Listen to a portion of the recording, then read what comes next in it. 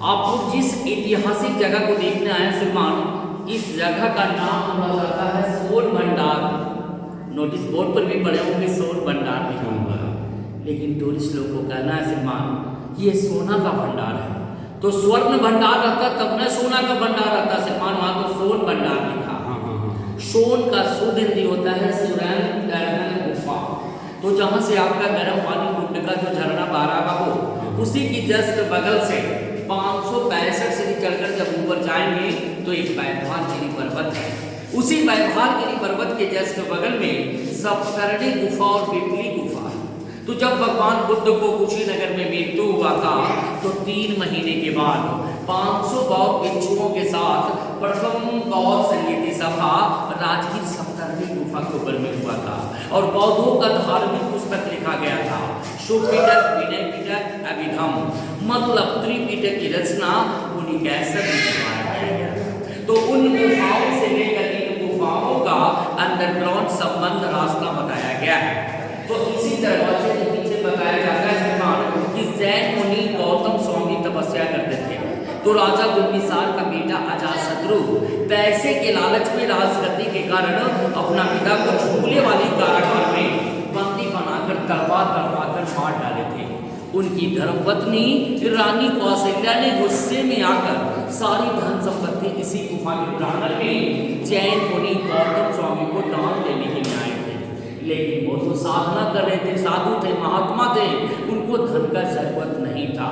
वो अपनी तपस्या के बल पे पत्थरों की चट्टानों से दरवाजा को ब्लॉक कर दिया गया। तो जब अंग्रेज का शासन आया उसका जाना जानकर तो सामने वाली जंगला से तोप लगाकर तोड़ना चाहा, लेकिन टूटा नहीं, दीवार पर काला दाग होकर रह गया। उसी समय भारत का प्रथम वैज्ञानिक डॉक्टर जगदीश चंद्र बसु ने जब गर्म पानी झरना को टेस्ट लिया तो ऐसा अनुमान हुआ इस पहाड़ के भीतर में काफी विस्फोटक पदार्थ है, जैसे लोहा, गंधक, आयरन, सल्फर की मात्रा है। अगर इसे छेड़छाड़ करेगा बाबू तो ज्वालामुखी फटेगा, आग लगने की भय थी और गर्म पानी का झरना जब बंद हो जाता आगे तो देश विदेश से जो डॉलर आ रहा इसी गर्म पानी की वजह से आ रहा। इसी कारण से ब्रिटिश गवर्नमेंट 1904-05 में ऐसा कानून पारित किया गया कि जो धर्मस्थल को नष्ट करेंगे उसे कड़ी से कड़ी सजा मिलेगा, नहीं तो 5000 रुपया का जुर्माना देना पड़ेगा। इसी कारण से इसे राज का राज से रहने दिया। तो मुनि भैरव देव साधु ने क्या किया, ये दरवाजा खोलने का एक दीवार पर मंत्र लिख दिया। वो मंत्र का नाम था शंख लिपि, कि जो भी शंख लिपि को पढ़ेंगे आप उसी दरवाजा खुल जाएगा। लेकिन प्रभु का देन उस मंत्र के साथ क्या हुआ, आइए ये मंत्र लिपि तो देख रहे श्रीमान, शंखकार का शंख लिपि। नालंदा की द्वितीय विश्वविद्यालय में 3 बड़ी लाइब्रेरी थी, रत्न सागर, रत्न रंजन, रत्न दधी। इसे 1199 में जब बख्तियार खिलजी का आक्रमण होने लगा, उसी आक्रमण में सारी लाइब्रेरी में आग लगा दिया गया, जो 6 माह तक इसकी पुस्तक चलते रहा। जब पुस्तक ही जल गया बाबू, देश विदेश में पढ़ाई नहीं हुआ तो दरवाजा खोलने का सवाल कहाँ से निकला।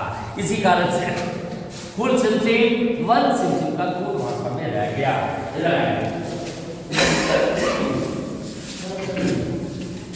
आइए तो ये जो प्रतिमा देख रहे श्रीमान, जब जैन धर्म का साधना गिरी हुआ तो दीवार काटकर 24वें तीर्थंकर भगवान महावीर स्वामी का प्रतिमा बनाया गया। माथे का सीन, कोटी का सीन, पैर, धर्मचक्र और शेर का निशान। नीचे 1.5 फीट गड्ढे से तीसरे तीर्थंकर पारसनाथ और नेमिनाथ का प्रतिमा मिला, लेकिन दोनों काफी कीमती प्रतिमा था। जब तो मूर्ति चोरी होना प्रारंभ होने लगा, इसे निकालकर नालंदा म्यूजियम की संग्रहालय में रखा गया। बाहर आइए बाबू, हाँ भी लिखा है आगे। तो भीतर वाली लिपि तो कोई पढ़ा नहीं समझा नहीं, लेकिन बाहर वाली 2 लाइन की लिपि से स्पष्ट हो जाता है सर कि कौन बनाया, कब का बना हुआ है। ये गुप्त ब्राह्मणी है, इसे संस्कृत में पढ़ा गया जैसे उर्दू उल्टा पढ़ा जाता है। निर्माणा लाभा तपस्वी होगे शुभ गुहे अरहर प्रतिमा प्रतिशते आचार्य मुनि भैरव देव 3rd सेंचुरी एडी का मतलब होता है आफ्टर क्राइस्ट। 1700 साल पूर्व मुनि भैरव देव साधु ने पहाड़ काटकर 2 गुफाओं का निर्माण किया और दीवारों पर तीर्थंकरों का प्रतिमा बनाया। उसी तीर्थंकरों में 23वें तीर्थंकर इनके माथे पर 7 फन का निशान था जो बख्तियार खिलजी ने नष्ट किया।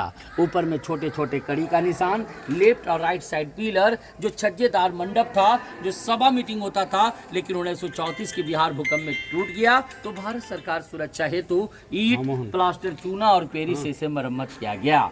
इधर आएंगे, इसे देखने में लग रहा है आपका अशोक चक्र, लेकिन ये जैन धर्म चक्र है। अशोक चक्र में 24 तेलियां होती हैं, जैन धर्म चक्र में 32 तेलियां होते हैं। एक लेडीज का फिगर रानी चेलना अपने हाथ में थाल लेकर किसी मंदिर की ओर प्रतिदिन पूजा करने के लिए जा रहे थे। कुछ लिपि ऊपर भी पाया गया बाबू, कुछ इस दीवार पे, कुछ इस दीवार पे, कुछ गेट के पास। ये शंख लिपि है। शंख लिपि की पढ़ाई आज तक नहीं हुआ।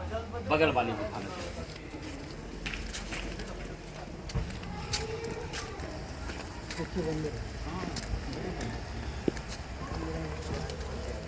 नहीं हुआ। ये पूर्वी गुफा डबल स्टोरी है सर, लेकिन 1934 के बिहार भूकंप में टूट गया। जब इसकी पत्थर बाहर किया गया सर, तो दीवारों पर तीर्थंकरों का प्रतिमा मिला जो आपका दीवार पर बना हुआ है। इधर आएंगे,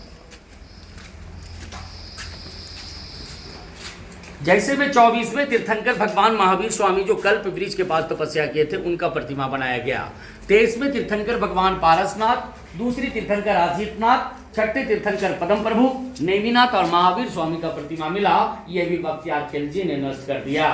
तो पुराना राजगीर आपका बसाया गया बस स्टैंड के पास, जो अजातशत्रु किला मैदान के नाम से जाना जाता है। तो राजगीर का ओल्ड नाम बोला गया बाबू गृहवर्ज।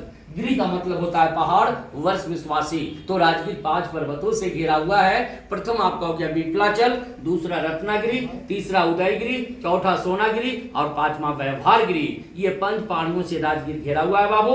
इसमें सोना चांदी रहता तो अंग्रेज सरकार इतना बेवकूफ नहीं था, गया से कुडरमा रेलवे लाइन बिछाया, 7 पहाड़ काट कर बम्बे बिछाया।